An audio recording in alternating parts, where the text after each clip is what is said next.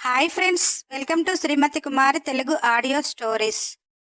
122 భాగాల లింకును డిస్క్రిప్షన్లో ఇచ్చాను. ఈరోజు వేదాగ్ని పార్ట్ 123. సీత అక్కడికి వచ్చి, మరి నువ్వు మీ మాలిని అత్త దగ్గరికి వెళ్ళటం, జానకిని నీ కాలేజీలో ఉంచటం, రోజు దాన్ని కాలేజీకి తీసుకుని వెళ్ళటం తీసుకురావటం, అక్కడ మాలిని అత్తతో డ్రామాలు, ఇక్కడ మీ అమ్మతో డ్రామాలారా, ఏంటి నీ ఉద్దేశం అని కోపంగా అన్నది.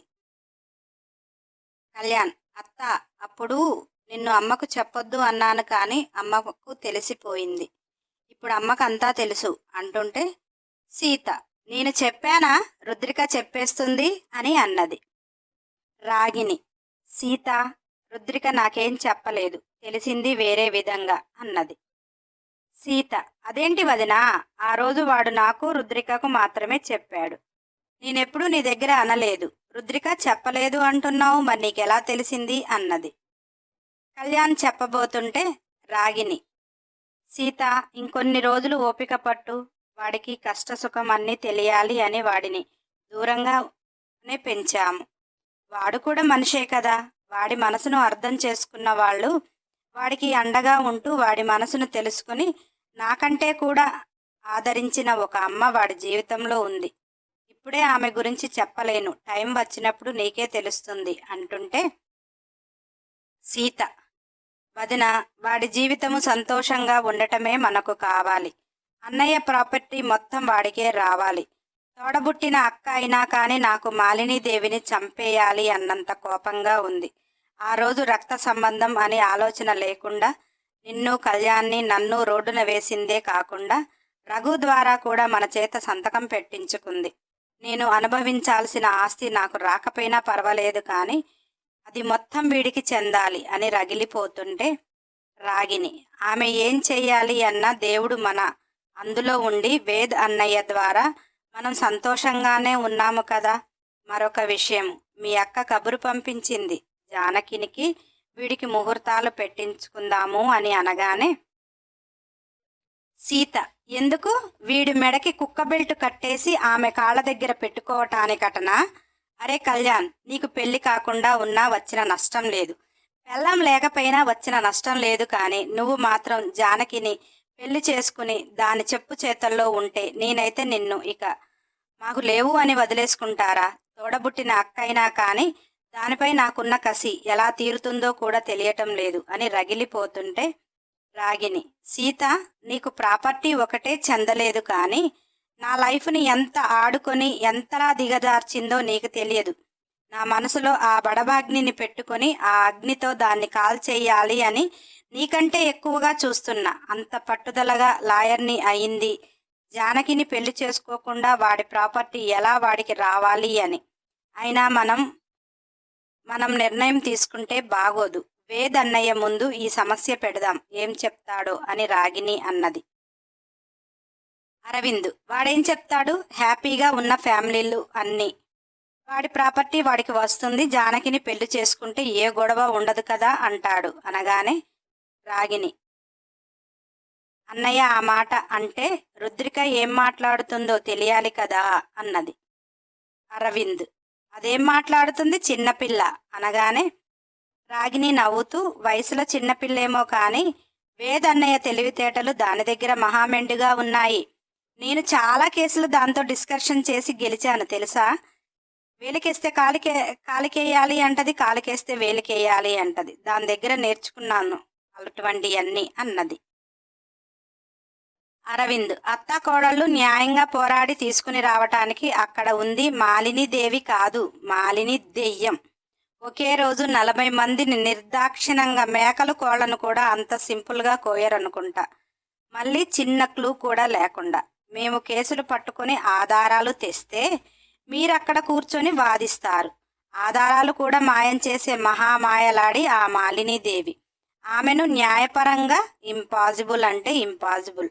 అందులో నువ్వు ఇంత పట్టుదలతో ఉన్నావు అని తెలిస్తే ముందు నిన్నే వీక్ చేస్తుంది అని అరవింద్ బాధగా అంటుంటే రాగిని, నన్ను చీప్ చేసి వీక్ చేయాలి అంటే ముందు వేద్ అన్నయ్య ఊరుకోడు. మాలినీదేవిని ఇన్ని రోజులు ఆ ప్రాపర్టీలు అనుభవించవని ఎందుకు వదిలేశాడో తెలుసా? వాడు చిన్నపిల్లవాడు, మేము వయసులో ఉన్న ఆడపిల్లలం. మాకప్పుడు ఆ ప్రాపర్టీలు అవసరం లేదు. వాడి లైఫ్ సెక్యూరిటీగా నా జీవితం, సీత జీవితం ఆనందంగా ఉండాలి అని సైలెంట్గా ఉన్నాడు. కానీ ఈరోజు వాడికి ఆ ప్రాపర్టీలు కావాలి. అయినా మీరు అన్నిటికీ భయపడతారు. ముందు అన్నయ్య ఏమంటాడో తెలుసుకున్నాక మాట్లాడదాం అన్నది. బన్ను ఆ రోజు రుద్ర మీద కోపంతో ఇండియా వచ్చేసింది. బన్నుని కళ్యాణ్ రిసీవ్ చేసుకుంటే పరుగున వెళ్ళి కళ్యాణ్ని హగ్గు చేసుకుని అన్నయ్య రుద్ర అని అంటుంది. కళ్యాణ్, ఎవరి లైఫ్ వాళ్ళిష్టం బన్ను. అందుకే నేను చెప్పాను నీకు రుద్ర సెట్ అవ్వడు అని. ఏ ఆడపిల్లకైనా తన అనేవాడు తన సొంతం కావాలని ఉంటుంది. అలా అని రుద్రాని తప్పు పట్టేది ఏమీ లేదు. తన లైఫ్ని అందరిలా లీడ్ చేయటానికి అతనికి అవకాశం లేదు. అతని జాతక ఫలమో తెలియదు, అతను చేస్తున్న వర్క్ ప్రెషరో తెలియదు. అలాంటి వాడి మైండ్కి అతనికి ఎలా ఉన్నా స్వీకరించే అమ్మాయి అయితే ఆ అమ్మాయి ప్రేమలో ఆగిపోతాడేమో. కానీ లేకపోతే ఇలా ఉండు అలా ఉండు అంటే ఇప్పుడున్నట్టే కొనసాగుతూనే ఉంటాడు. అయినా నీకు వాణి అత్త కొడుకులు 2, అంజు అత్త కొడుకు, మొత్తం 3 ఉండగా ఎవరు నీకు నచ్చలేదా అన్నాడు. వన్ను, ఏమో అన్నయ్య, నాకంటే నా మనసు మీకు బాగా తెలుసు కదా. నేను స్టడీస్ కంప్లీట్ చేస్తాను, తర్వాత లైఫ్ కోసం ఆలోచించుదాంలే అంటూ అన్నా చెల్లెళ్ళు ఇంటికి వచ్చారు.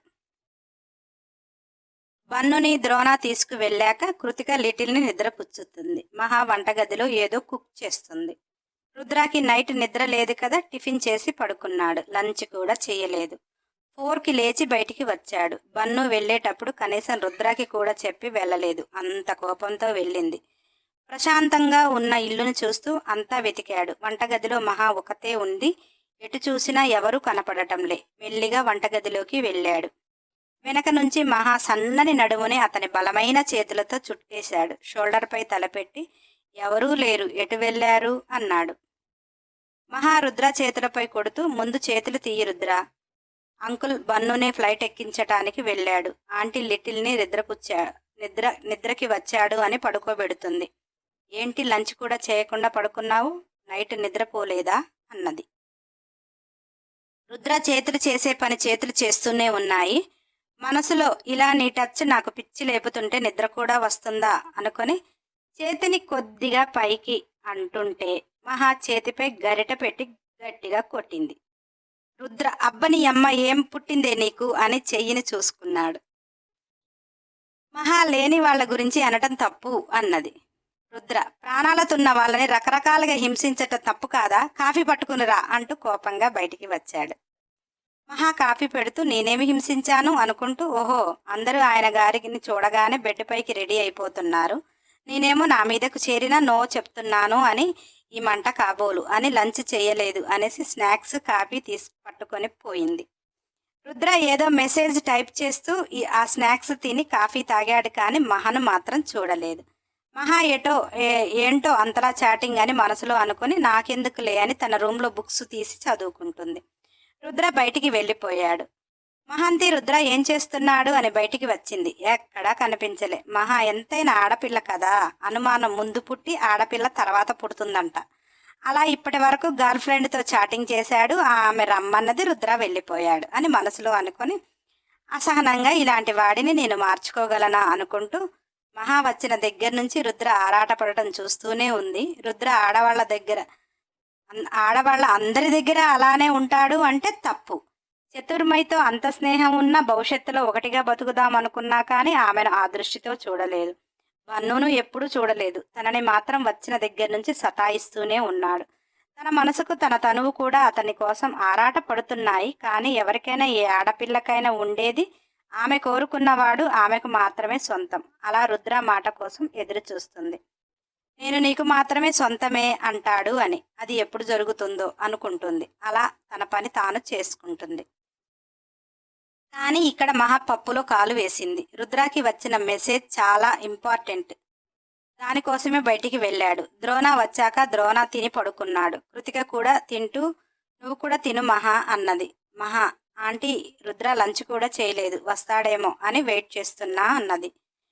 కృతిక కూడా గత 3 సంవత్సరాలుగా చూస్తుంది కదా, బయటికి వెళ్తే ఫ్రెండ్స్ కలిస్తే తినేసి వస్తాడు అనేసి వాడి కోసం నేను చాలాసార్లు వెయిట్ చేశానమ్మా. శుభ్రంగా తిని వస్తాడు. నువ్వు తిని పడుకో అన్నది. మహకు తినాలి అని లేదు కానీ తను వెయిట్ లాస్ కోసం చాలా పట్టుదలతో డైట్ చేసింది కనుక టైంకి తినాలి అని కొద్దిగా కష్టంగానే తిన్నది. లిటిల్ని బజ్జో పెట్టుకుంది. తాను నిద్రపోయింది. రుద్ర లంచ్ చేయలేదు, డిన్నర్ కూడా చెయ్యలేదు.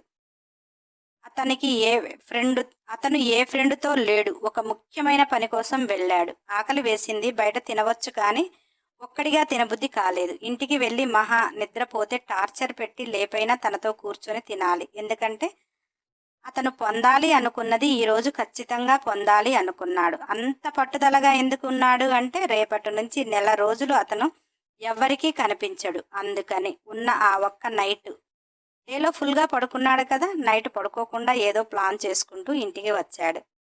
ఫ్లాట్కి తన దగ్గర ఉంది తీసుకొని వచ్చాడు కానీ బెడ్రూమ్లు అన్నీ క్లోజ్ చేసి ఉన్నాయి. ఎప్పటిలా డైనింగ్ టేబుల్ మీద అన్నీ ఉన్నాయి. మహాని లేపాలి ఎలాగైనా అని మహా డోర్ గట్టిగానే బాధేస్తున్నాడు. మహా ఈ టైంలో డోర్ తీస్తే రుద్ర ఏం చేస్తాడో తెలుసు. తీయవద్దు అని ఎంత ప్రయత్నించినా ఆ డోర్ సౌండ్కి లిటిల్ గాడు లేస్తాడు అని కష్టంగా కోపంగా డోర్ తీసింది. మహా చెయ్యి పట్టుకుని బరాబరా డైనింగ్ టేబుల్ దగ్గరికి లాక్కొచ్చి ఫుడ్ పెట్టు, బాగా ఆకలేస్తుంది అంటూ చేతులు వాష్ చేసుకుంటున్నాడు. మహా, కృతిక ఆంటీ వాడే పెట్టుకుని తిని పడుకుంటాడు అన్నది, ఈయనగారెందుకు నన్ను లేపారు అని కోపంగా చూస్తుంటే రుద్ర దగ్గర ఉన్న చాక్లెట్ తీసి మహాకి చూపిస్తూ డైనింగ్ టేబుల్ మీద పెట్టాడు. మహాకి ఆ చాక్లెట్ అంటే మహా ఇష్టం. రుద్రకి ఎలా తెలుసు అంటే ఒకరోజు రుద్ర కోసం వెళ్ళినప్పుడు రుద్రిక చేతిలో ఆ చాక్లెట్ చూశాడు. రుద్ర, అక్క నువ్వు చాక్లెట్లు తినవు కదా అన్నాడు. రుద్రిక, మహాకి చాక్లెట్లు చాలా ఇష్టంరా. దాని పక్కన ఎవరైనా ఉంటే వాళ్ళకి ఇవ్వకుండా అది అస్సలు తినదు. ఇదిగో నువ్వు తిను అని ఇచ్చింది. అది గుర్తుకొచ్చి ఇప్పుడు తీసుకొని వచ్చాడు.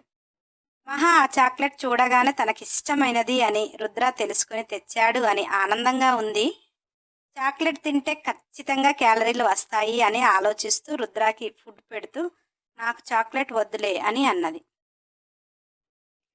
రుద్ర, నీకు వచ్చే క్యాలరీలు నేను తగ్గించేస్తానులే, నువ్వేం భయపడకు, తిను. అయినా ఈ చాక్లెట్ వల్ల వచ్చే క్యాలరీలు ఒక్క కిస్ చేస్తేనే తగ్గిపోతాయి తెలుసా అన్నాడు. మహారుద్రాని కోపంగా చూస్తూ నాకు ఎవరిని కిస్ చేయాలని లేదు అన్నది.